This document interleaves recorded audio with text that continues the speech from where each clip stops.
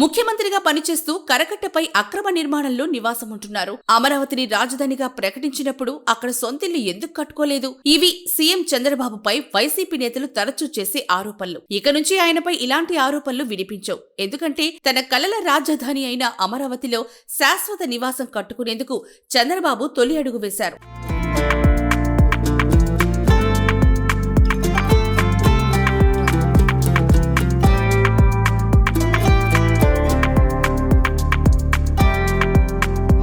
గత 10 ఏళ్లుగా కృష్ణానది ఒడ్డున ఉండవల్లి కరకట్ట మార్గంలోని లింగమనేనికి చెందిన గెస్ట్ హౌస్ లో ఉంటున్న చంద్రబాబు అమరావతి నిర్మాణం కొలిక్కొచ్చాక సొంతిల్లు నిర్మించుకుంటారని చాలాసార్లు చెప్పారు.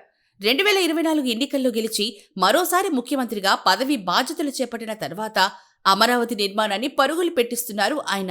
ఈ క్రమంలోనే ఇటీవల రాజధాని ప్రాంతంలో ఇంటి స్థలం కొనుగోలు చేశారు. వివిధ ప్రాంతాల్లో అన్వేషించిన అనంతరం వెలగపూడి రెవెన్యూ పరిధిలోని ఈ స్థలాన్ని ఎంపిక చేశారు. 25,000 చదరపు గజాల ఈ ప్లాట్ E6 రోడ్డుకు ఆనుకుని ఉంది. ఇది ఒకే కుటుంబానికి చెందిన 3 రైతుల పేరిట ఉన్న రిటర్నబుల్ ప్లాట్. ఇప్పటికే ఆ రైతులకు డబ్బు చెల్లించినట్లు తెలిసింది.